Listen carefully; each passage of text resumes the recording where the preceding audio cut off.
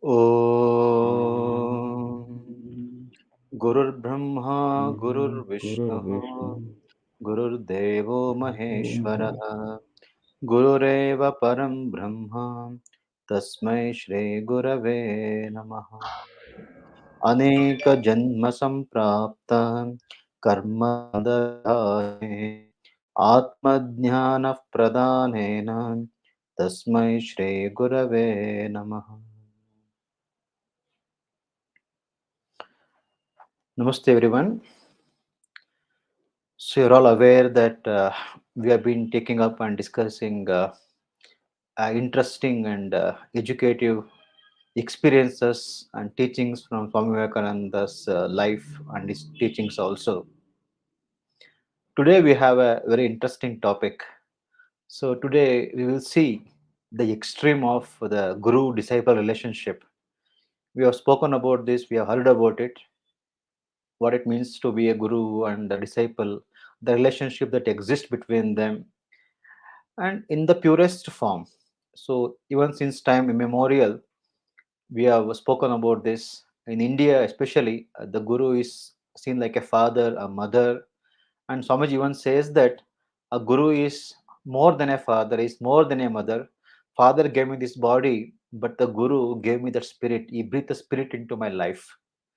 So then the relationship that exists between a guru and disciple surpasses any other relationship that we can think of.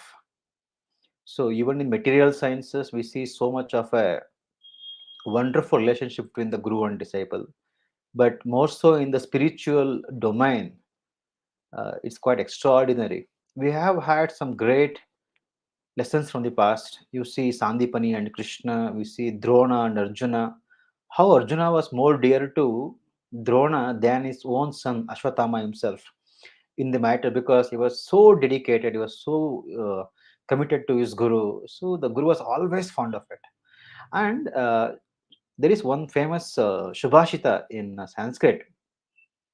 Yeah, the meaning is one should expect victory from every side, but one should expect defeat from his children and disciples. That means a disciple has to do more than his guru.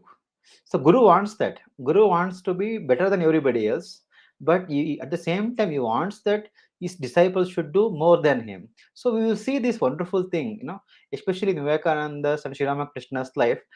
This is most fascinating. I think it's a wonderful topic they have chosen today. So it will be most interesting. We will see. It was such a wonderful thing, and it will be really educative for us also. The purest relationship between the guru and disciple. So we have the distinguished panel today. As always, we have Babu Amaraneni with us, who is the founder of Vivekavani, the social media channel on both Instagram and YouTube and also Facebook. And we have a new entry today. We have Arpan.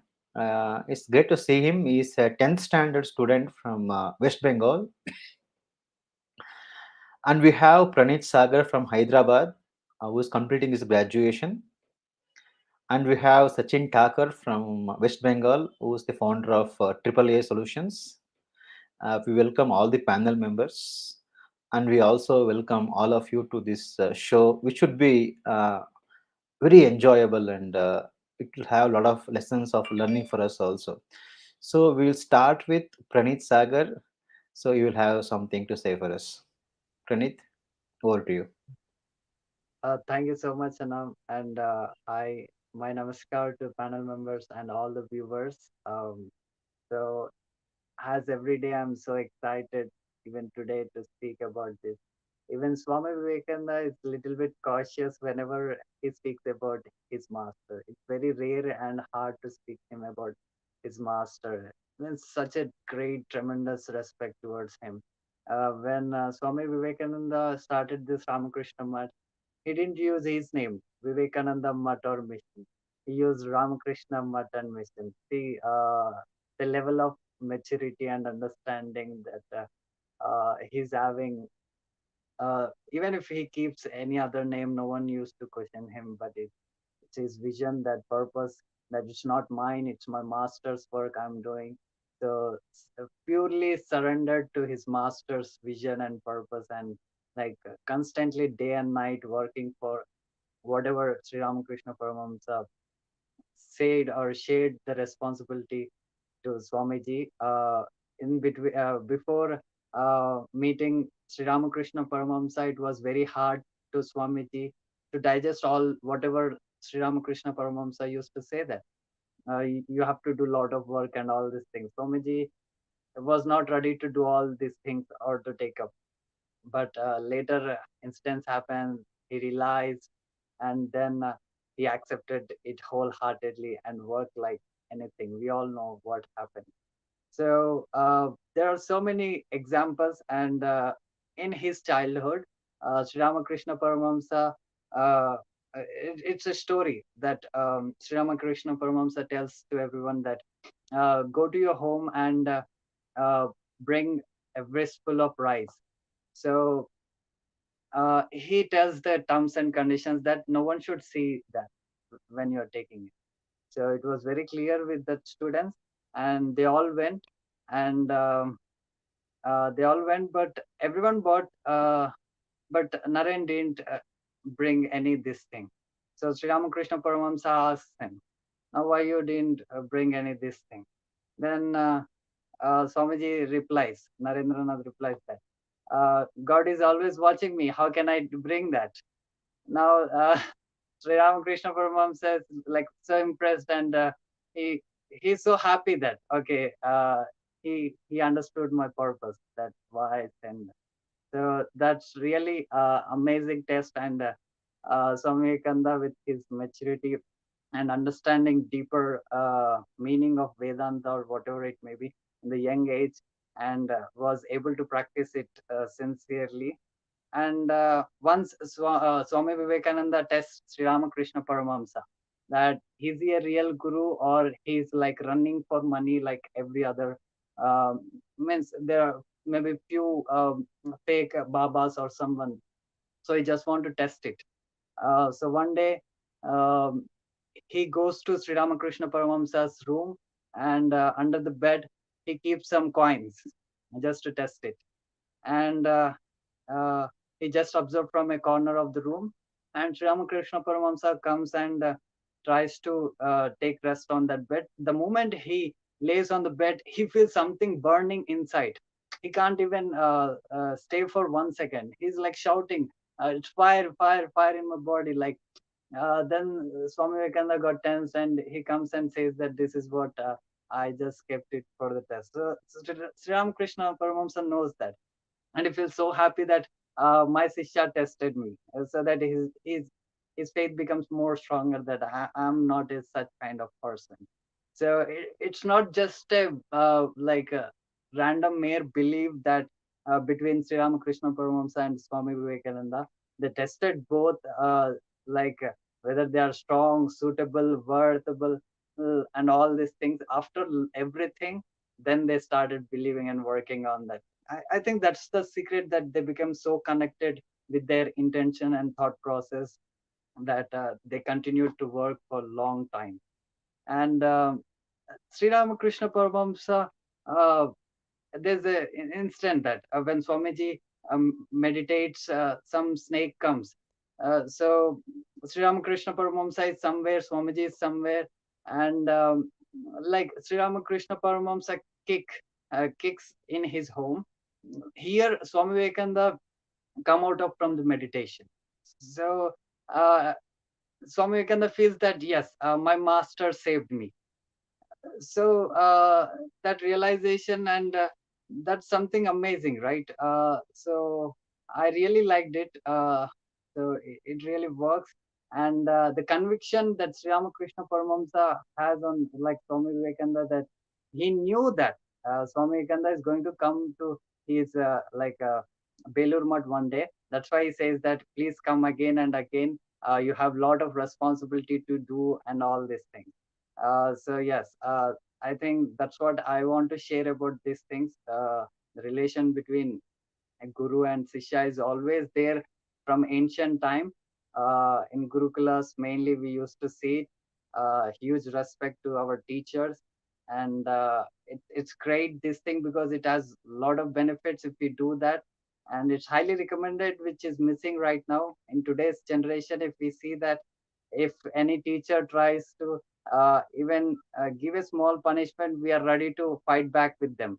So we are not ready to accept or to understand why that guru is telling that, like why he's giving punishment or is testing our maturity and skills, all these things. We are not ready to even to think and realize on that point.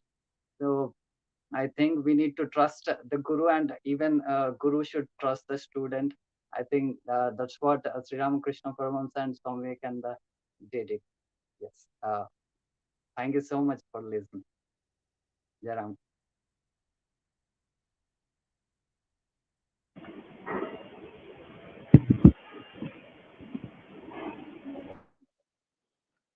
Thank you, Praneeth, for those lovely insights. Now we'll hear from Babu Amaraneni.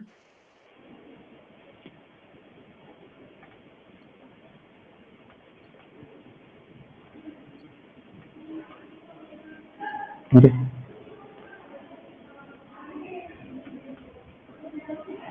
Namaste everyone. As Pranita already said how Swami Vivekananda tested Sri Ramakrishna. Like Sri Ramakrishna could not touch money. So you want see everyone said that Sri Ramakrishna himself said, but he wanted to test for himself. So that's why he put the coin. And not just this, many a times he tested it. Even a few days before Sri Ramakrishna attained, attained Mahasamadhi, one day Sri Ramakrishna, his body was not in good condition. He couldn't handle himself properly. At that time, Swamiji, in his mind, he thought, hey, yaar, Sri Ramakrishna always says, I am Sri Krishna, I am Sri Ram. Now he is unable to handle his body properly. If he can say, right now, I am Krishna and I am Ram, then only I will accept. Immediately Sri Ramakrishna grasped his mind, understood his mind. He said, Naran, you won't believe me even now. Now see. Then he immediately showed him the form of Sri Ram and Sri Krishna.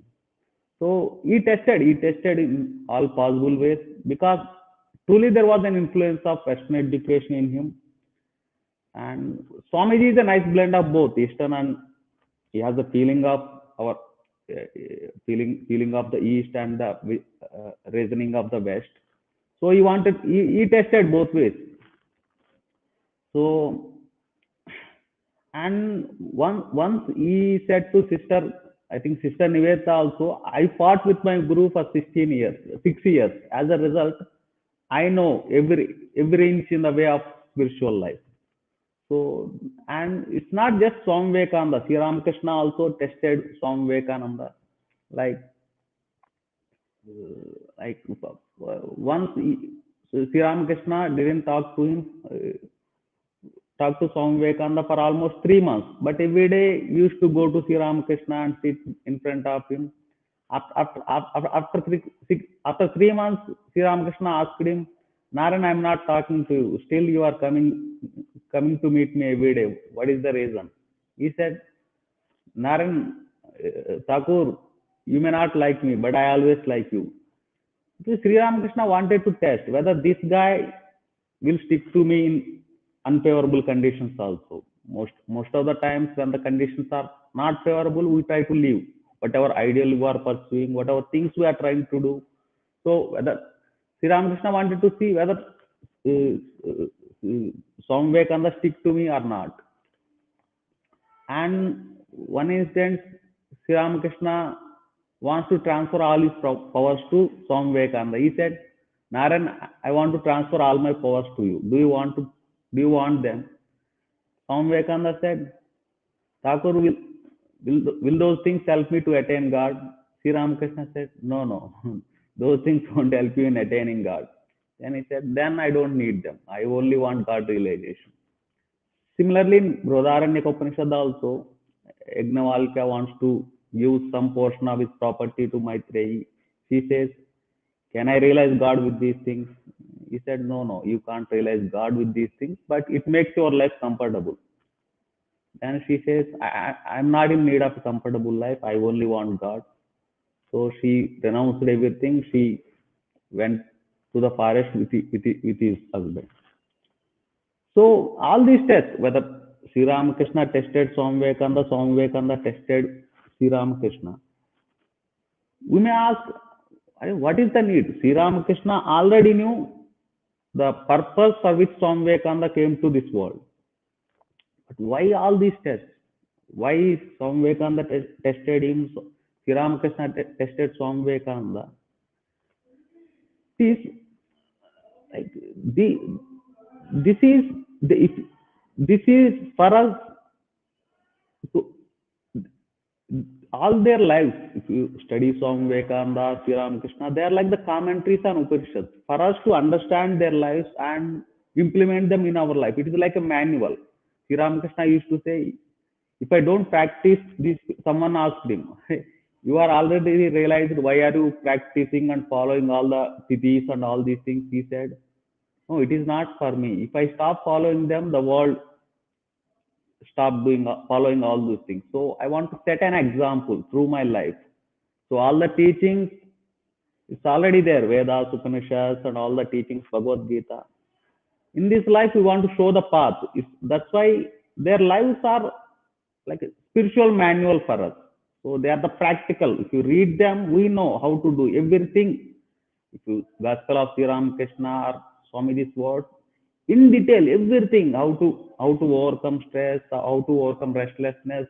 We find solutions even any problem, even for the simple problem. So we have to test them. We have to test whether it works. How to test? We have to take any teaching and apply it for some days and see. We can feel the results.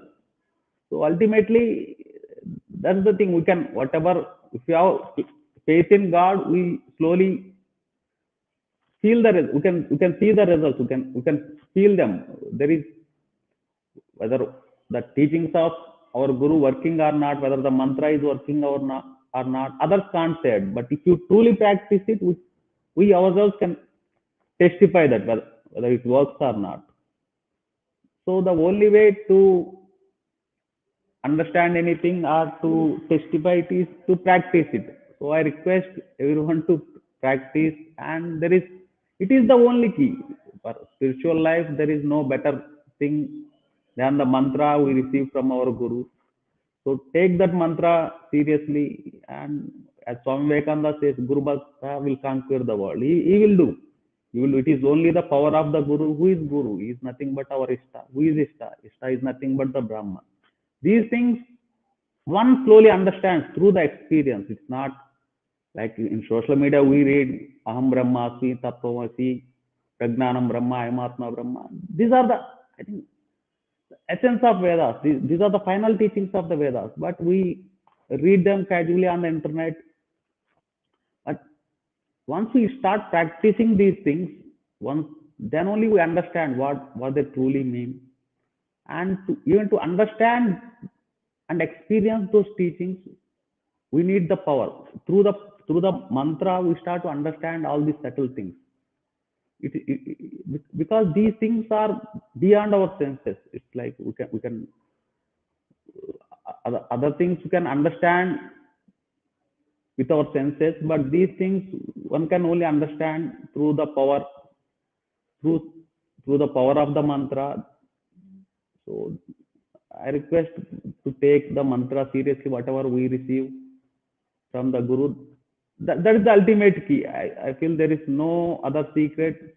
Sometimes we deceive ourselves thinking that, "Hey, what is there? This is mantra is so small. Can I take some advanced techniques?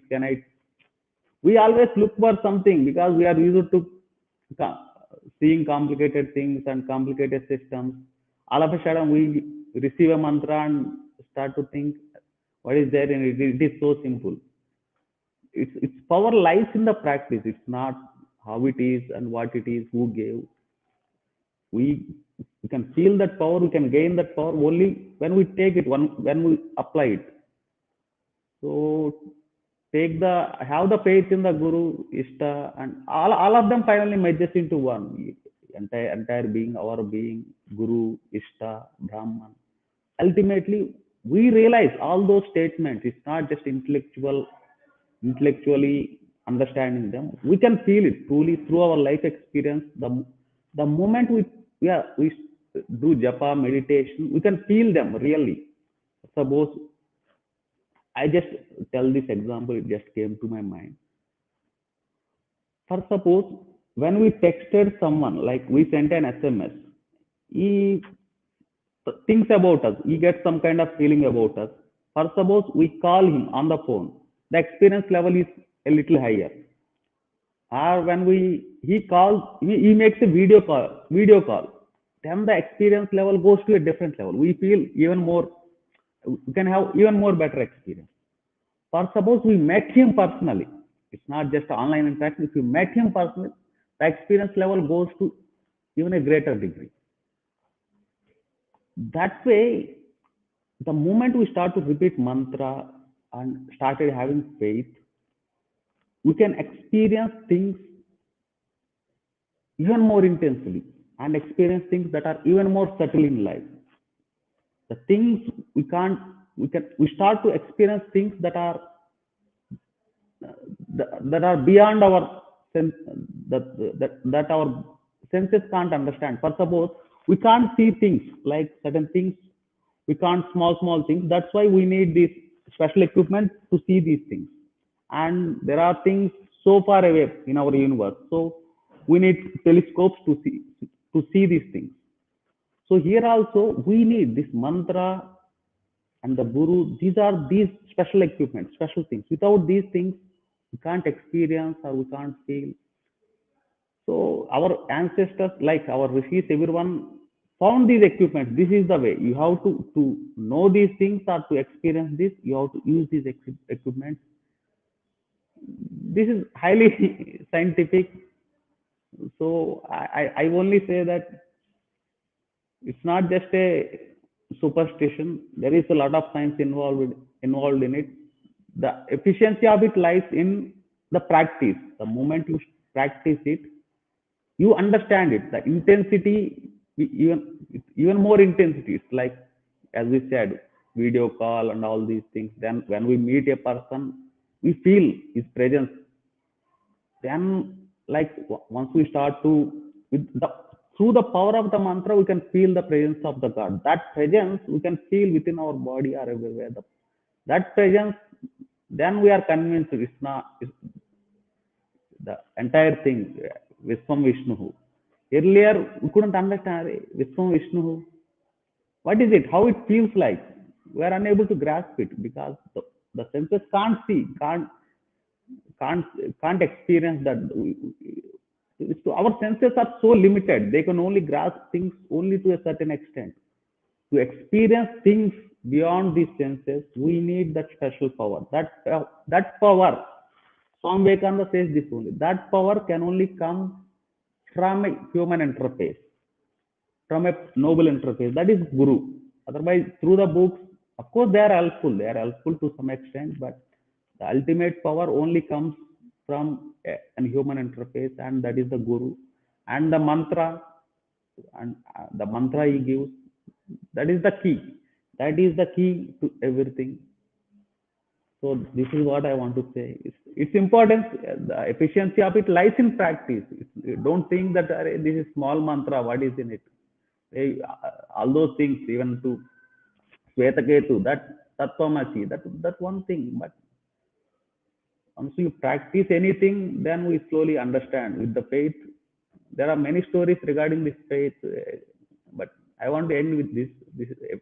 Once we practice it, we understand the efficiency of the mantra. Thank you so much. Thank you, Babu, for giving deep insights into the efficacy of the mantra and the spiritual power that is transmitted to the mantra in the lineage of the spiritual heredity. So, thanks for the wonderful insights. We have a new participant today. Uh, he is an medical student from West Bengal, Arpan. So, I request him to share his thoughts on this. My namaskar to the Holy Trio, the panel members, and all the listeners. So today's topic is very interesting actually. The Guru and Swamiji, how their interactions and all those things actually.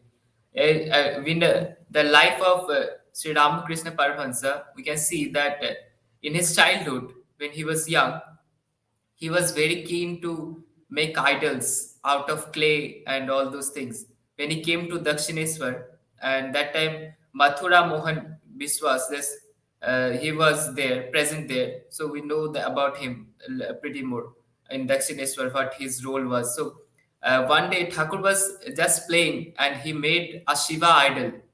So when Mathur saw that, and then he asked that who has created this such beautiful idol, and he was astonished to see that he was so great in making idols and all those, and he was just amazed.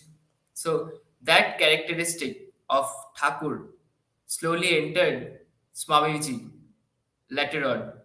The shaping of characters. At first, it was to Sri Ramakrishna, and then in the later half of Sri Ramakrishna's life, it transformed, and it was such beautiful that he created personalities like Swamiji, like Yogendra, like Yogin Maharaj, we see, Sarat Maharaj, and all the young members of the Ramakrishna movement.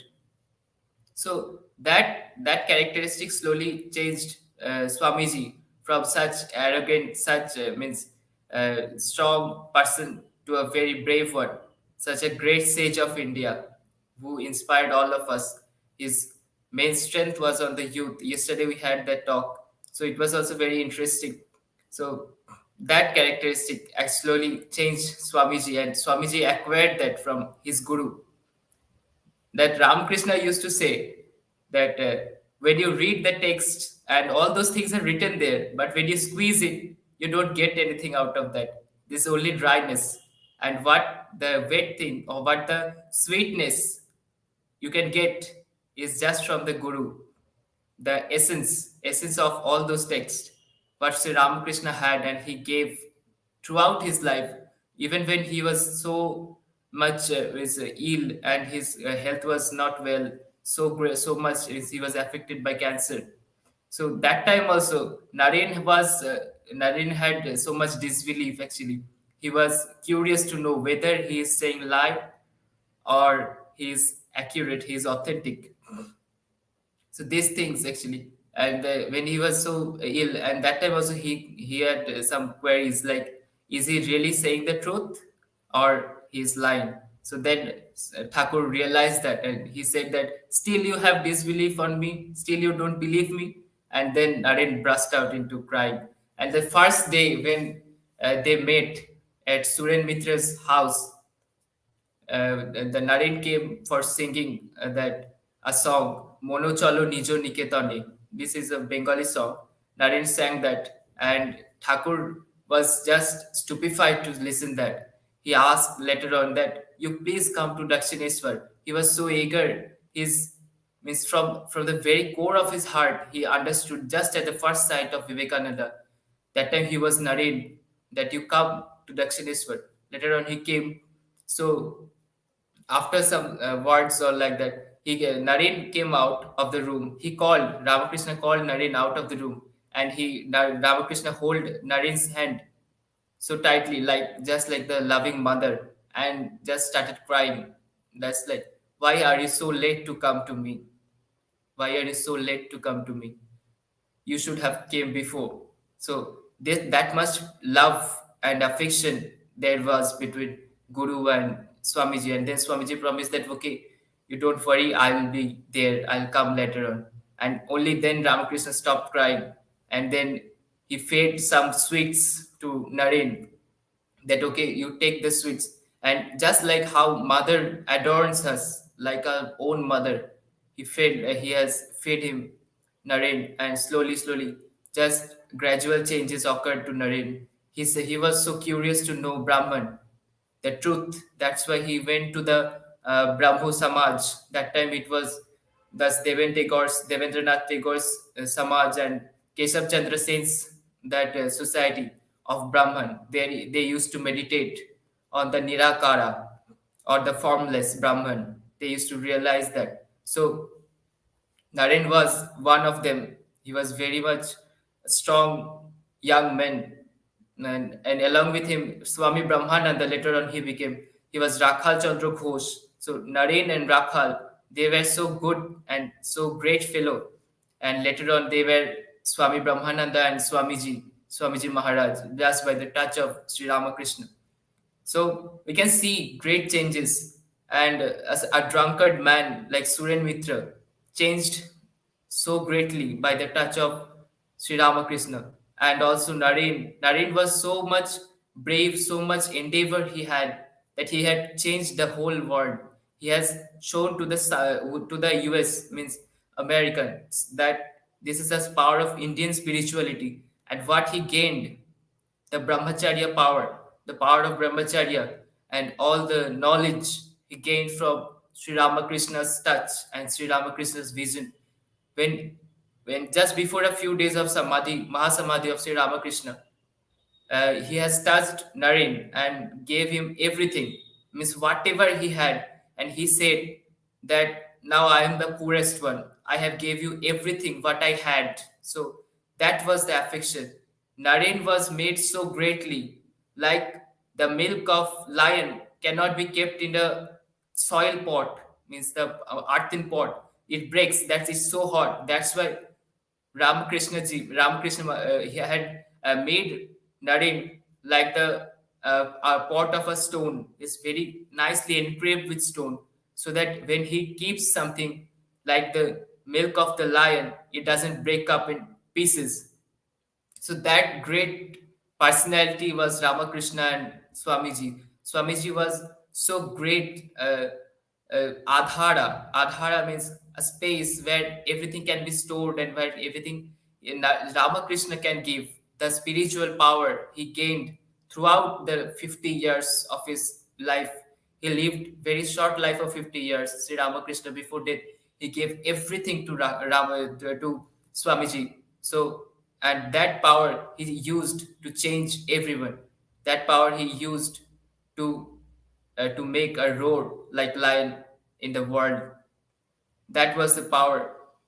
So, and also we have seen that Naren, at the beginning of his age to the later half of the age, he has changed many youth, many others were was influenced, and still now we are getting influenced with Naren's qualities and Sri Ramakrishna's qualities. So all the qualities what Naren had, that he acquired from Sri Ramakrishna.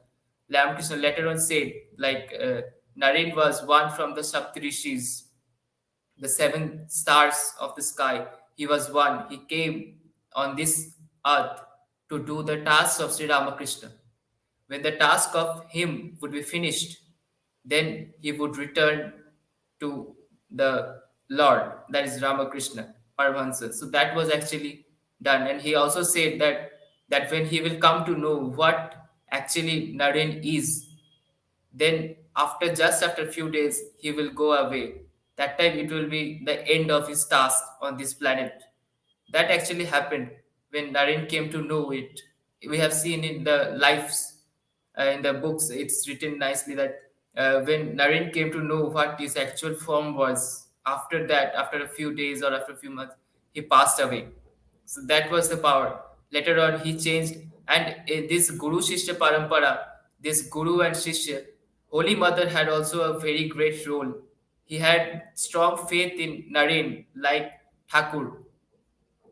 Thakur's compassion and love form, the form of knowledge, was Sri Sima Sarada Devi, the Holy Mother. We have seen her. Her life was completely full of sacrifices and devotion and all very holy tasks throughout his life, throughout her life. She has shown that how we can live our lives after Sri Ramakrishna Paramahansa. So, so mother also had great faith in Naren. Naren means Narapati, or the owner of the humans. He, when before Naren left for America, so Ma blessed him actually, and said that okay, you may conquer the world with your spiritual powers that you have acquired from your guru. And later on, when he returned to Srisima Sarda Devi, she again blessed Naren that yes, you have done the task of your guru. Your guru sent you to do this task to this world to show the path that they can follow and go ahead actually. So then that also Stacy Ma also had a very great role in that relationships that after Ramakrishna who taken up the way and showed the Sangha or the mission of Velud Mutt and all those organization was under the roof of Sri Ma. This was like a relationship between Ramakrishna and Swamiji Maharaj. So thank you everyone.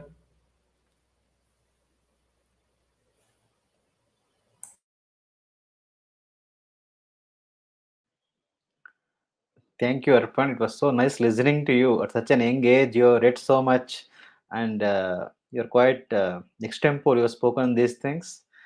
It was really lively listening to you. Thanks a lot for joining our group and for sharing your insights today. I thoroughly enjoyed listening to you, and I'm sure everyone here and also who's watching it will be really inspired by the knowledge you possess. At 10th standard, I think I didn't even hear about Sri Ramakrishna Paramahams, so it was much later that I came across all this literature.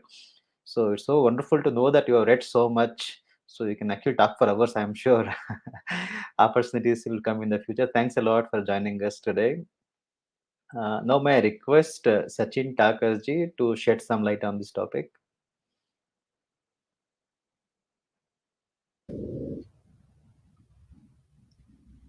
Namaskar, everyone. Arpan, the narration on the Guru Shishya relationship was a nectar to our ears, believe me. Uh, I mean, you should come more often. And usually we speak on the shows, but today it was actually a pleasure to hear you out. And it felt like you please keep speaking for another 30 minutes and we'll keep hearing from you. Very nice, very nice. May Thakur Ma Swamiji bless you. Yes. So as Arpan had put that the world mover, the Vishwa Guru that we have been discussing for last few sessions, who was behind him? The source is what we are discussing today, which is Sri Ramakrishna Paramahansa. Okay. So I just went through some narration that Swamiji had made about his master. Okay. So there I could identify 4 or 5 points which he spoke about Ramakrishna, which I would like to bring to the audience here. The first one was somebody asked Naren that where did you get this habit of seeing people from their strongest aspect, only looking at the positive side and not the negative side?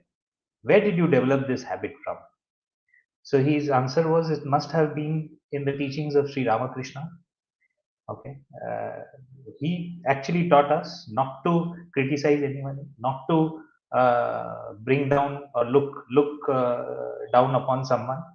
Okay, in fact, the path was made very easy for us because he taught us that, but he himself learned it the very hard way.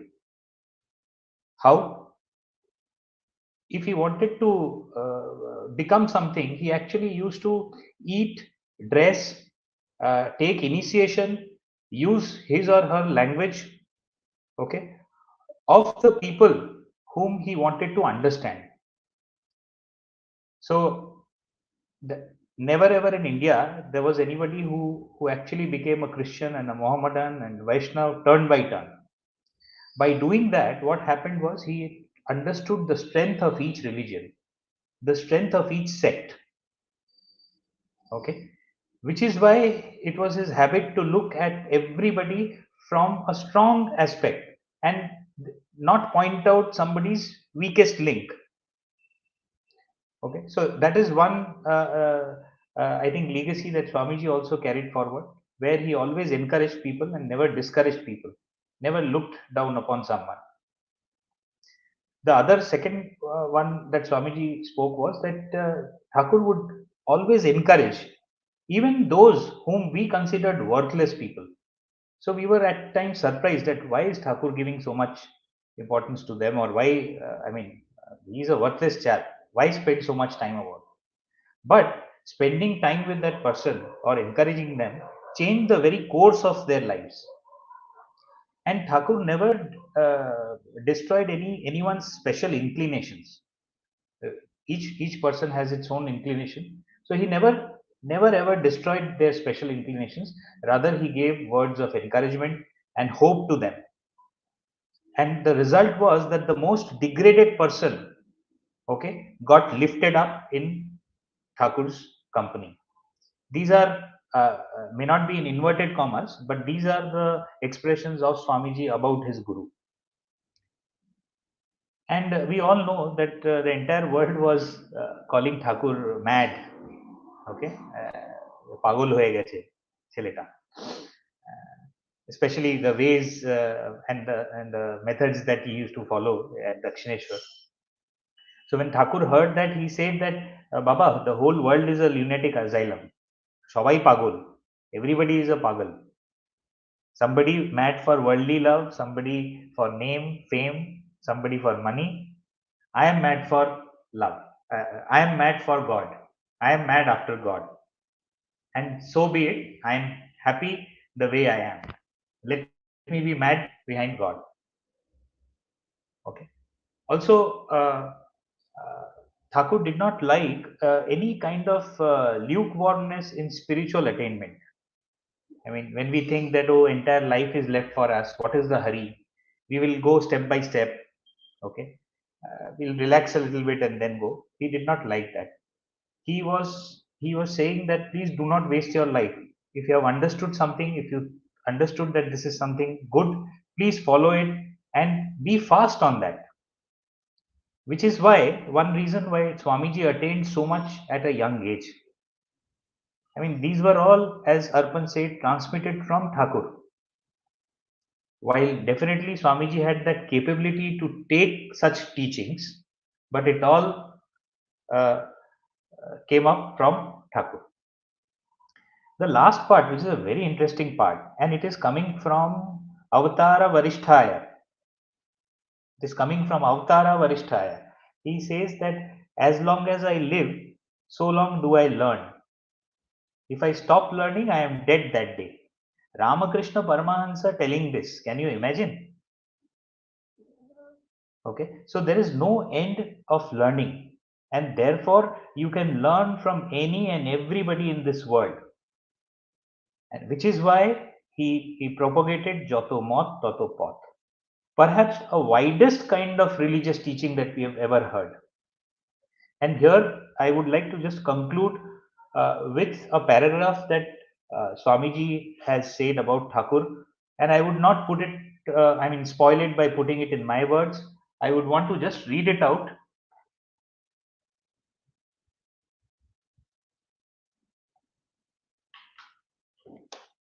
One had a great head. He's referring to Shankara. One had a large heart. He is referring to Ramanuja.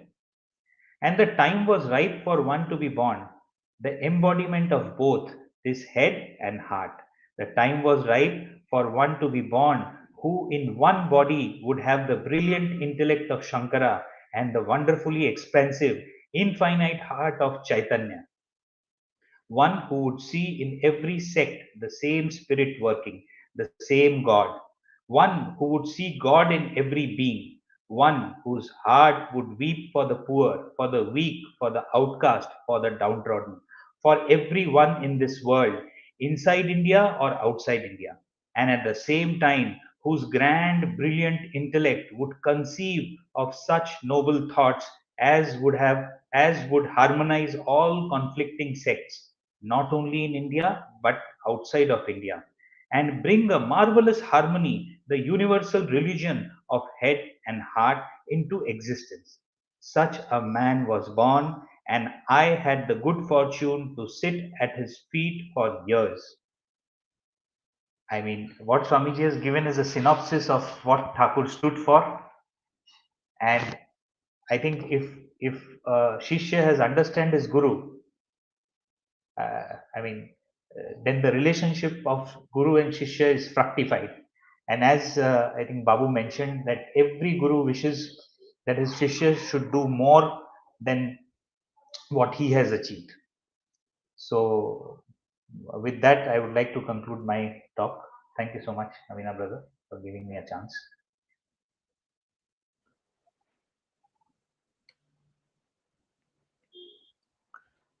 Thank you, Sachinda. It was really it's an interesting that you took up this idea of Swamiji with regard to Guru Maharaj.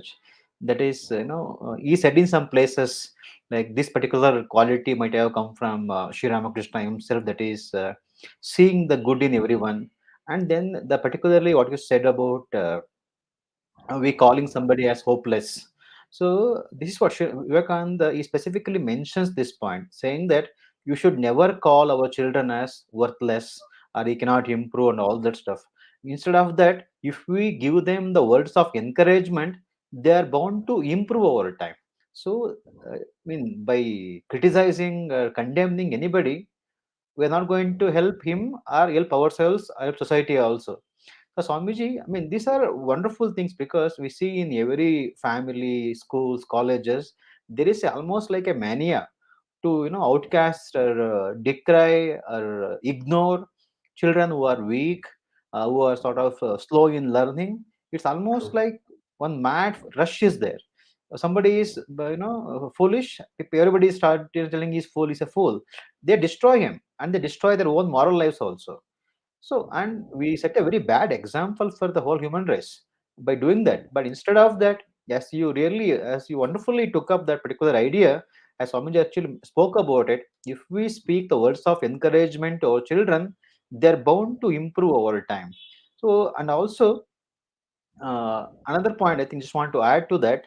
So we should never hurt anyone's feelings. That's also one thing Swamiji said. So never wound anyone's feelings, special inclination, as you also pointed out. So that has to be borne in mind and recognizing every individual by their strength, because that's what they stand for. They don't stand for their weakness. Weakness, everybody has a weakness, but to identify a man in his strength is a special virtue we learn from Ramakrishna movement in general. So thanks a lot for all those snippets you picked from their relationship. It was very apt that we could actually listen it today, and we'll try to implement it. Thanks a lot, Sachin Takarda. Now I invite Balaji Rajamani to share his insights on this topic.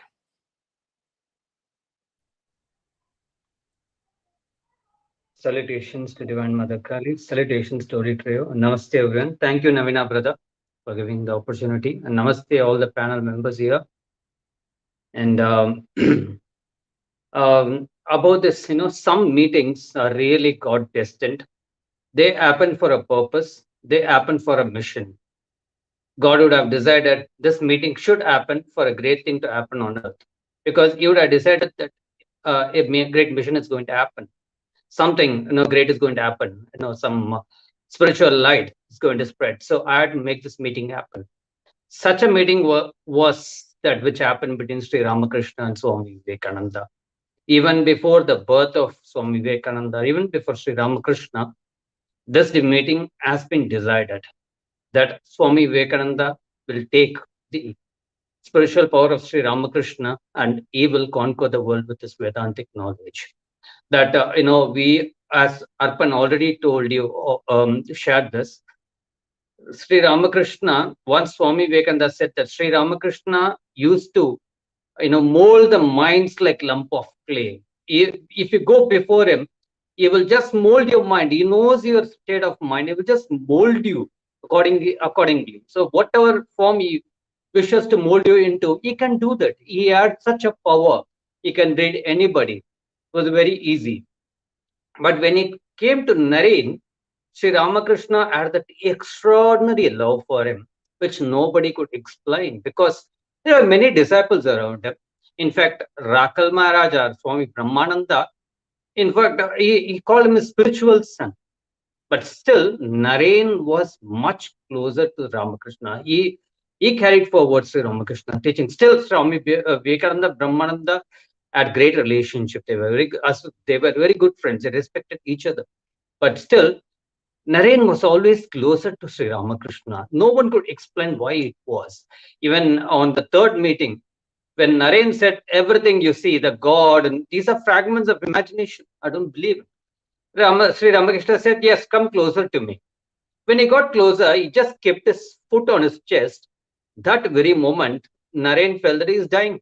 He saw everything flying and the room, everything disappearing. He found himself being absorbed into something. And then he heard that Om sound. And then he shouted at Ramakrishna, no, leave me. Just, I have parents and I have siblings. I need to go home. I don't want to die. Then Sri Ramakrishna took his foot. He felt normal. He felt that he got back the consciousness. But that very experience, Naren immediately thought, this man is doing something. Am I that weak that he can put me into this state? He didn't know Sri Ramakrishna was that powerful. He was around 17.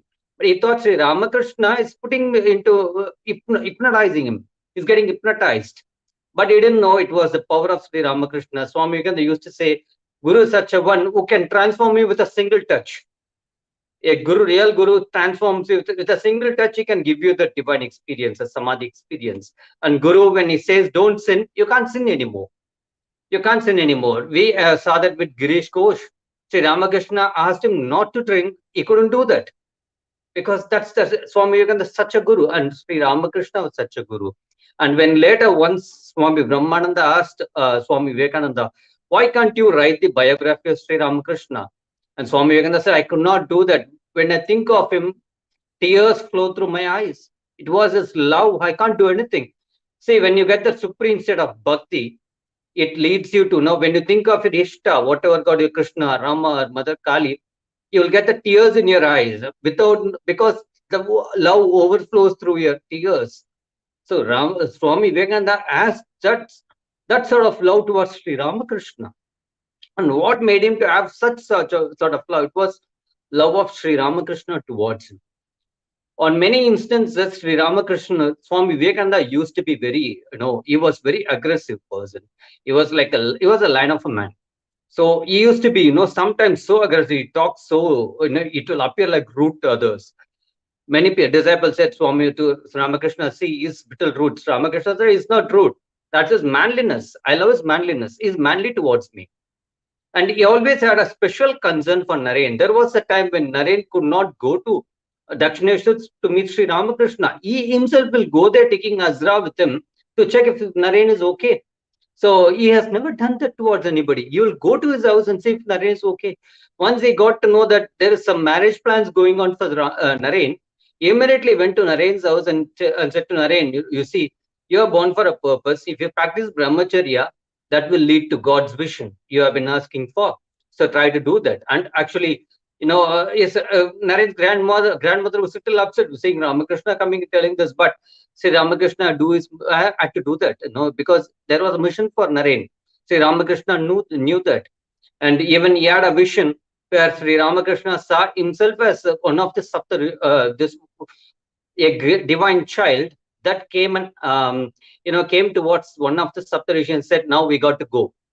So now we got to go. We have work. He saw that in his vision, and he said that Saptarishi, that child was Ramakrishna himself, the divine child, and the Saptarishi was none but one of them was Naren. So, but he firmly believed in it, and even once he put Naren into samadhi, and he asked him so many questions about it, then he found out that yes, whatever he thought about Naren was true. He was Nararup Narayan. He came here for to uplift the mankind. So he was so stubborn with it. Anyone tried to, even once someone said to Ramakrishna, you're always thinking of Naren. You're always saying, what will you do with other work? He got little upset, went to Kalima and said, why do I always think of Naren? And he got the reply from Mother Kali that, no, you see God in him. You see God in him. That's why you're so attracted towards him. And he said, how stupid it is for him to disturb my mind like that. Because he loved Naren so much. If someone came and said something wrong about Naren, he could not hear that. There was a time when Naren's family went into poverty. His father passed away, and his family had to struggle a lot, and he lost his ancestral house initially to some court case, and he was struggling a lot, and he couldn't go and visit Sri Ramakrishna. And then someone went to Sri Ramakrishna and said, Naren is now not following this path, and he has taken the wrong path. When Ramakrishna heard of it, he was everyone actually believed that Naren has taken the wrong path. Everyone except Sri Ramakrishna. He said, Naren could never do that. Even Mother Kalia said to me, Naren will never do that. Don't ever see my face if you ever talk anything wrong about Naren. When Naren heard of it, he could not control his tears because he was the only man who believed in Naren when nobody else was. And once it so happened, Naren was coming to meet Sri Ramakrishna. And Ramakrishna was asking some rich man who came to meet him. I don't know, forgot his name. That Naren's family is struggling. It will be so helpful if you could help them. So Naren had the self-respect. So he got angry with Sri Ramakrishna and said, how dare you go and ask him? Why are you putting me into shame? And Ramakrishna said, Naren, at last for your sake, I'm ready to go beg door to door for your family. Naren fell at his feet and cried and asked Sri Ramakrishna to forgive him because that's the love he had for him, no matter how rude Naren was. Because it was not rude, it was manliness, it was his courage. He had the truth in his heart. When you have the truth in his heart, sometimes you will appear rude because you'll speak the truth on the face of the people and you will be the most hated person. I tell you, if you're mostly hypocrites are well loved by people because they know to talk according to people, but usually people with the truth in their heart will be so rough in speaking out because they don't care to please people. So Naren never cared to please people, will speak out of his heart. But it was only Sri Ramakrishna who understood the depth of his heart. Once someone told Sri Ramakrishna, Naren once fell down and he got hurt, and he lost so much of blood. He had a mark on his forehead. And Sri Ramakrishna heard of it. He said, thank God he lost a little bird. Otherwise, he would have created havoc in this world with his energy. So even that, Sri Ramakrishna, he had that the esteem he had for Sri Ramakrishna was immense. And that's why he said to everybody, when Naren knew who he is, get to know who he is, he will not stay in his body anymore. Then he informed Nag Mahasaya, one of the household disciples, who actually attained the supreme state of Samadhi. He said, Naren is Lord Shiva himself. Nag Mahasaya, who was much elder than Naren, whenever he will go before Naren, he will fold his arms and he will say, I am standing before Lord Shiva. When Naren said, don't do that to me, you are much elder, he will say, no. See, Ramakrishna said, you are Shiva, and I can see with my third eye, you are Shiva. See, his words, were such, Ramakrishna had such esteem for Naren. Everyone saw Swami Vivekananda as Ramakrishna himself.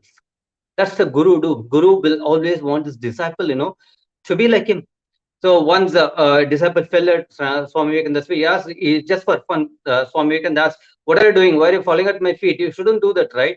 That person said, Swamiji, you are none but Sri Ramakrishna. We don't see you. Apart from him, you are him. You got his energy. So such meetings between, these great souls are God destines. Naren was Nitya Siddha. He was born perfect. And actually the saying goes, when the disciple is ready, the Guru appears. Naren was ready from his birth. Naren was ready from his birth for that mission. And it was Sri Ramakrishna who was there to show him what he came for. And he did that perfectly. See how Sri Ramakrishna always followed him back. Even after this Mahasamadhi, Swami Vivekananda always felt his presence wherever he went. Even after his Mahasamadhi, there was a time when and I was walking, Swami Vivekananda was walking with his brother monk. Suddenly he saw some light appearing, disappearing, some image. He was the one, he said, did you see that? And he thought it was hallucination, but everyone else saw that. He got to know it was Sri Ramakrishna who appeared even after Mahasamadhi. He was following Naren wherever he went. Even once went to Pauhari Baba, who was Hatha Yogi, so he was practicing Hatha Yoga. Swami Vivekananda said, I should also learn Hatha Yoga. So later, I will take initiation from him. So I will accept him as Guru. I'll take initiation from him. But we all know Sri Ramakrishna has always been with Swami Vivekananda. So he knew this. So when Swami Vivekananda made this decision to take initiation from Havari Baba, that night, suddenly when he was sitting in his room, suddenly Ramakrishna appeared and he just looked little sad. And when Naren saw this image, he couldn't understand why Sri Ramakrishna is here. But he thought it maybe, maybe it's my imagination. But this happened for 21 nights continuously. After that, Swami Vivekananda dropped the idea of taking initiation from Pavari Baba, because he got to know Ramakrishna is the only guru he should have, because he has to put full faith in Sri Ramakrishna. So he should not take initiation from anybody. So Ramakrishna was always following him. So he wanted Naren to finish off his work. That's why when Swami Vivekananda attained the Nirvikalpa Samadhi at the age of 23, between 23 and 24, Ramakrishna locked his experience and said, Naren, I will not open this treasure box until you finish my work. Once you finish my work, you will know when to come to me, and that moment this box will open. So, in fact, after that, it took a long time for Swami Vivekananda to experience Nirvikalpa Samadhi. He experienced once in USA, and after a long while, and then finally attend Mahasamadhi. So, Sri Ramakrishna knew that Naren came for his work, for his mission, and it was Naren who took Sri Ramakrishna to the best. And once he wanted to speak about his guru to the public in in USA, he wasn't able to continue because tears he could not hold. So he started crying when he spoke of Sri Ramakrishna. See, you will not cry about somebody, if you are not that attached out of that love, intense love for them. So such is the sort of love that Swami Vivekananda had for Sri Ramakrishna. So it tamed him with this love, because Swami Vivekananda is a lion. Taming him is not easy. So except Sri Ramakrishna, no one could have done it. As Arpan said, and it was, and Babu brother said, so it took 6 years for Swami Vivekananda to accept Sri Ramakrishna as his guru. And 6 years he put Sri Ramakrishna to test. And also Ramakrishna put Naren to test, but Naren put Sri Ramakrishna to more tests. It tested everything Sri Ramakrishna said. But Sri Ramakrishna never gave up. In fact, Swami Vivekananda was the only disciple Sri Ramakrishna allowed to say Shivoham. Shiva means I am Shiva, the Advaitic principle of how I am Shiva. He will not encourage others to do it, because he said, if Naren says there is no thorn, there is no thorn. If someone says there is no thorn, there will be thorn. But even if there is thorn, if Naren says there is no thorn, there will not be thorn. Such was the faith he had for Naren. And also he had restrictions for everybody. He had diet restrictions, he had sleep restriction. For Naren, there is no restriction. He put no restriction on Naren. He had faith that Naren came for a mission, nobody will achieve it. He had such love. He didn't say you should do this, you should. He was so, but he always kept a stern eye on Naren. But he had no such restrictions. He was not that strict with all. And even with being strict, you cannot control Naren. But it was with his love that he was able to conquer Naren's heart. He was able to convert him. That's why at the last moment, Naren wanted to test, if you are really an avatar, just let me know. He just thought about it, he didn't say.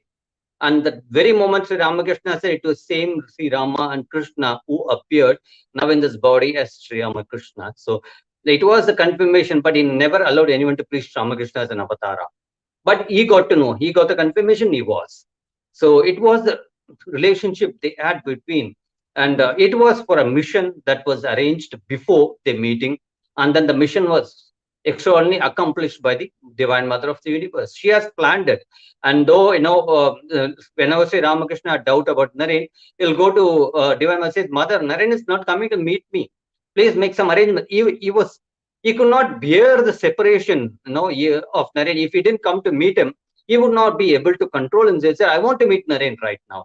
He'll go and tell Divine Mother, I want to meet him, do some arrangements. So that moment, Naren, whatever, even if he turns the books, he'll see only Ramakrishna's face, and he will run to Sri Ramakrishna. It was such a love he had, even he could not bear the separation. Even for a few days, he will run to meet. It was Brahma Samaj, which always, was different from what Sri Ramakrishna preached. So they also sometimes, they criticize Sri Ramakrishna, but it was Swami Vivekananda was initially, he goes to Brahma Samaj, right? Ramakrishna went to Brahma Samaj actually. Even that they will criticize him even there, to meet Swami Vivekananda. He didn't mind what people talk about him. He just loved Naren so much that magnetically he always went towards him. So finally, thank you. Anyways, just such a relationships are very rare. And if God is with you and God is for you and he has brought you here for something, You will make such arrangements for you, such great meetings for you too. Thank you. Thank you for listening, and thank you for the opportunity. Namaste.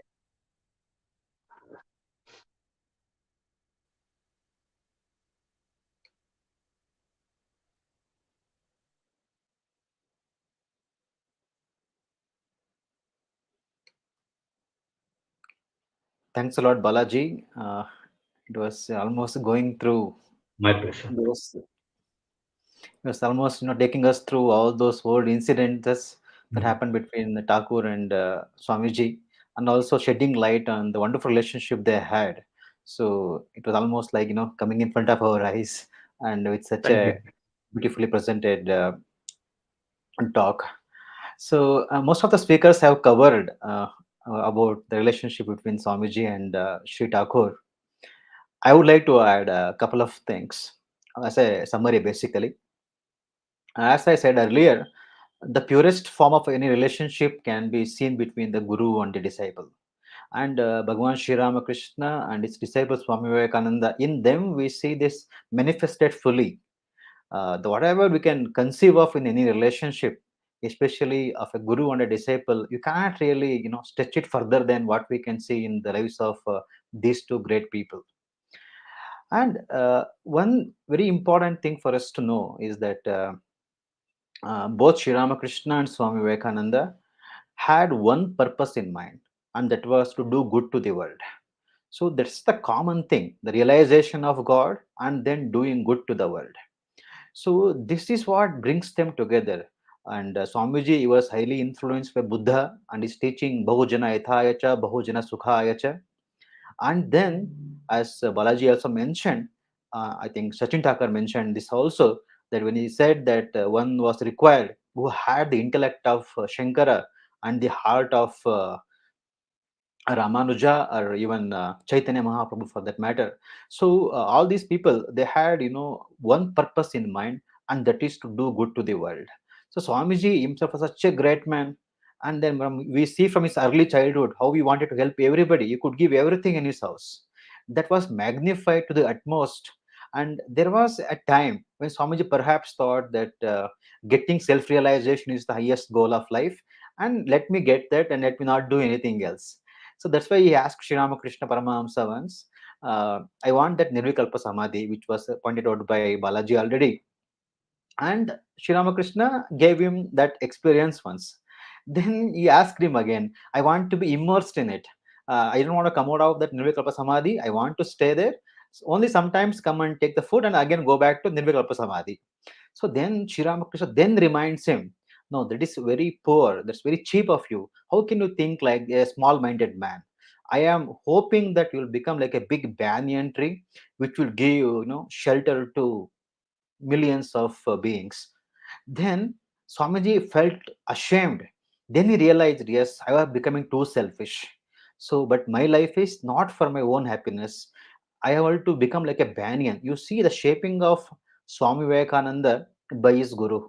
So, how what a vision he had for his disciple. So, he wanted his disciple to be a great banyan tree. You will see many instances when somebody used to come and tell Sri Ramakrishna that I want to do some service to society, I want to build hospitals, schools. The people who used to come and tell him like that. Then he will tell them, are you God to do all these things? God has created this world, he will do everything. You do your sadhana, first you realize yourself. But then if Narendra spoke like that, he will tell him, no, you have to go and serve the world. What is the meaning of this? Because Narendra was so great and he had that knowledge already, then he could do good to the world. Those people, out of their ego, out of their vanities, if they try to do good to the world, they harm themselves and they harm the world also. But people like Narendra, who are so unselfish, who are so knowledgeable, who are so compassionate, if they do good, that does a great blessing to the entire human race. So Sri Ramakrishna could see through all these hypocrisies. He could see the very inner core of a man's heart. So that's why he designated specific roles. Vivekananda used to say, Sri Krishna is like an expert gardener. He gets different flowers from different places and makes a beautiful bouquet or a beautiful garden itself. So that's so. And Sri Krishna had this exemplary quality. of knowing people's real strengths, what they really are. And Swamiji even says Sri Krishna could just see you and make out what you were in the past and what you will going to become in the future. He prophesied. He said Naren is going to teach the world. He wrote it down. Narendra said, I will not do anything like that. Then he said, your very bones will make you do it. And that was during the closing days of Sri Ramakrishna's life. And then, Sri Ramakrishna had done tremendous tapasya. We know that he was a God realized soul, as was already pointed out. He practiced different religions, and through all these religions, he had attained that same goal which he had attained earlier just by having that yearning of the heart. So he knew that every religion had something good in it, and he knew for the welfare of this world, this harmony of religions is what is most important. And there was no person better than Swami Vivekananda to give this message to the world. So the Guru saw his disciple. He knew what the disciple had to do. He gave him that tremendous responsibility. Not only, we see there are two aspects of it. First, we saw that Sri Ramakrishna wanted Vivekananda to become like a big banyan tree, which will give shelter to a lot of people. And then, uh, as was already pointed out, Sri Ramakrishna had 16, 17 disciples. And then there was few people elder to Vivekananda also. And then, but then he told, Naren is going to be the leader. You have to all follow him. So Sri Ramakrishna said this. And it's quite interesting. Swamiji writes a letter from America long after Sri Ramakrishna passes away. Uh, it's a, if you look at the letter, you'll come to know it's a bit like forceful and a bit of an authoritarian. But he actually says this: don't think I am writing this to you to exercise any authority. It's because Sri Ramakrishna has left you all to my charge. Out of that responsibility, I am writing this to you. So, you see his humility also, because all these other disciples were also extraordinary people. They're also self-realized people. To have to be able to give guidance to them. Sri Ramakrishna himself should have come as Narendra. That's what we see. So Sri Ramakrishna, as a guru, he saw his disciple, he prepared him, he gave him everything he had. So you talk of Guru Shishya relationship, as I said earlier, that a guru wants only defeat from his disciples. So, and even he said, I am giving you all the powers that I have acquired. Through this, you will do amazing works in the world. So when you see Vivekananda, getting such popularity and such recognition, such honor, which Sri Ramakrishna never got. Sri Ramakrishna was a very simple person, like he used to dress in a very humble way and just go about like I mean, more humbler than any normal person we will see, just going around happily, and such people are there. Vivekananda, on the other hand, like wherever he went, we know that the princess drew his cart. So, and worldwide he was recognized, everywhere he was honored. So, totally exactly opposite of the type of recognition that Sri Ramakrishna had. But Sri Ramakrishna himself said that, you will do wonderful works through the powers that I have given to you today. So, the first part of it, the Guru, uh, he gives his best to his disciple. So, then when Sri Ramakrishna knew that Narendra is the person was going to make the best use of these powers. It's very important when you give something to a disciple, to somebody, how well they will make use of it. That's the most critical thing. And Sri Krishna is said that my body is too fragile, too weak to do anything. But Narendra, as they already mentioned, was like a lion. So he could do all those things. He could hold that energy. Beautifully put by Arpan. He said, Sri Krishna made a vessel of stone of Swami Vivekananda. So you could hold it. You could hold that tremendous energy. So human frame cannot hold it. So exactly, I think very aptly put it was. So he gave all his power to his disciple. That was the first part of it. Then what Swami Vivekananda did for his guru, that's quite extraordinary. We will see how they complement each other. And today happens to be the December 9th, and this is the day on which Swami Vivekananda consecrated the Belur Math. It's a tribute that he paid to his guru. As earlier pointed out, he gave the name Ramakrishna Math and Mission. And if you go over to the first meeting they had on May 1st, before the Ramakrishna Mata mission was formed, there was a quite a good meeting was there. So people, both monastics and non-monastics, were there in that meeting. And Swamiji made some very remarkable statements in that. And he says, this organization will be named after him, following whom we are leading monastic lives, and following whom you are leading householders' lives. So Sri Ramakrishna is the ideal for both the sannyasis and also the householders. So he was married in the sense, you know that, but of course the relationship of marriage was totally different from what we see in this world. But even then, that ideal was there, how actually the ideal wife and husband should be, though they have no physical relationship, as all of you know. But even then, the spiritual relationship was there, and such a divine relationship Sri Ramakrishna had. Then, so he was an ideal householder, he was an ideal sannyasi. So Swamiji says, it will be named after him, following whom you are also leading householders' lives, following whom we are leading monastic lives. So that was the starting point of this Ramakrishna Mutt and Mission. So then you should see one more thing. It's very touching, extraordinarily touching incident it is. Vivekananda was born in a very aristocratic family. Even today, you can go to his house in Kolkata, the ancestral house, which has now been climbed and being here, taken care of by the Ramakrishna Mutt.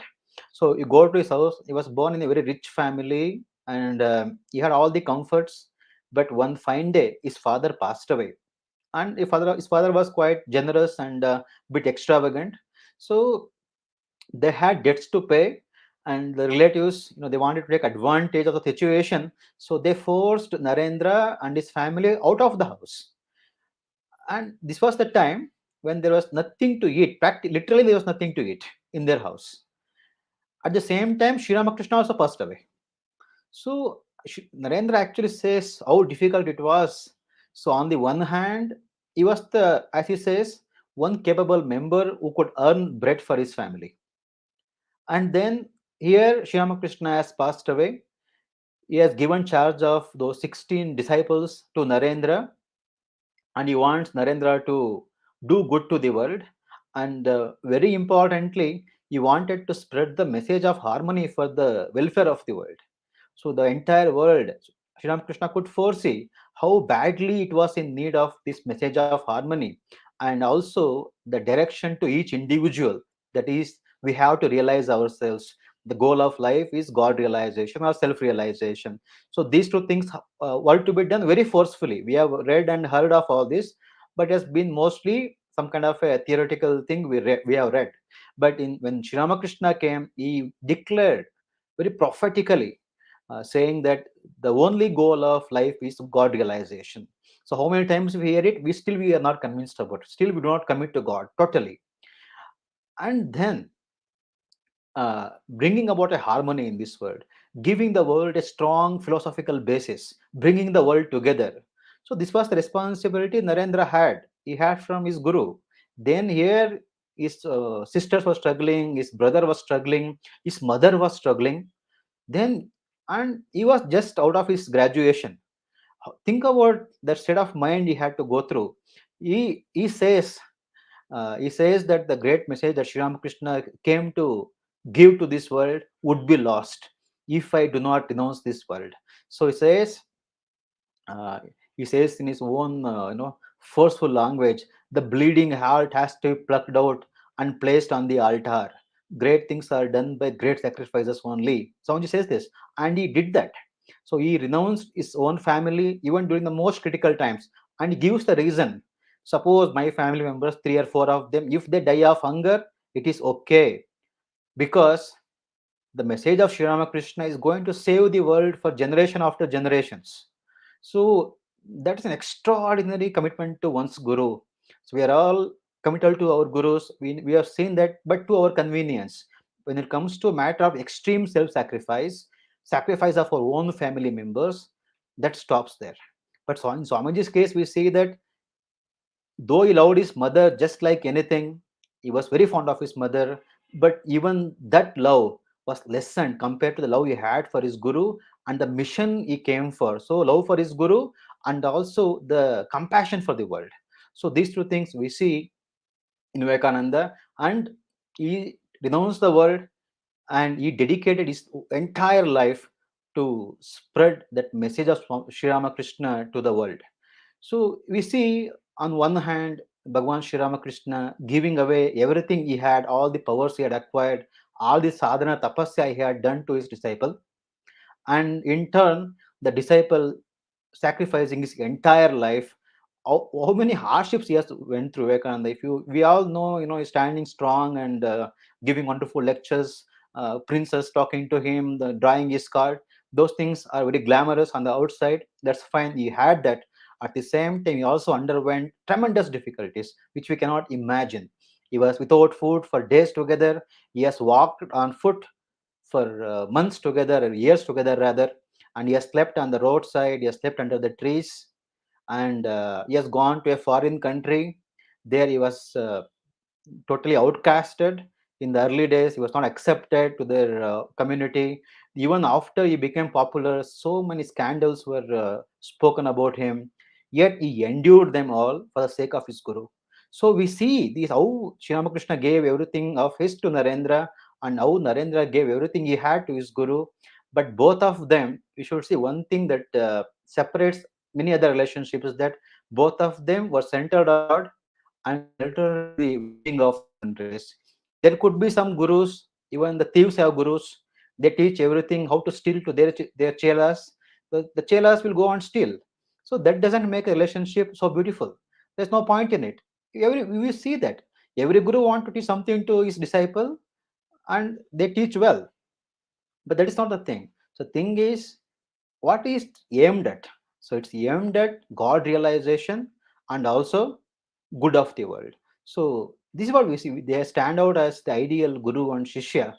So this is what I mean. You can go and read it 100 times, 1,000 times, reflect it on all our lives. We will find that this is unparalleled in the history of human race, and it's a glowing example of how pure a relationship can be. So, with this, I will just conclude my little bit of what I had to say. So, today we are short of time to take any questions. So, thanks a lot for joining, and it was always fascinating to reflect on Swamiji's life and his teachings. So, thanks a lot, and tomorrow we look forward to be joined by you all again. Thank you. Namaskar. Jai Ramakrishna.